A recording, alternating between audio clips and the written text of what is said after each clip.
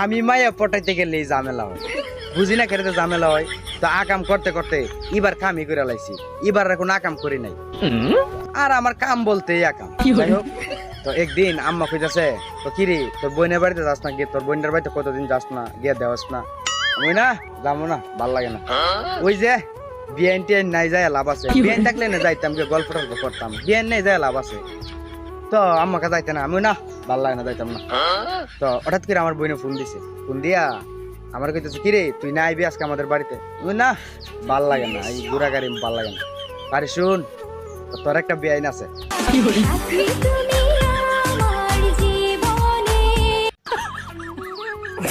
আমি কাই সর্বনাশ, কি করলি? বেআইন আছে? আমি কে পাগল, আমি এখন আইতাছি। ও আচ্ছা, তা আমি কি করছি? কোনো কথা নাই, আমি সাথে রেডি হয়েছি। আমি কই আকাম যখন করি সারা জীবন আজকে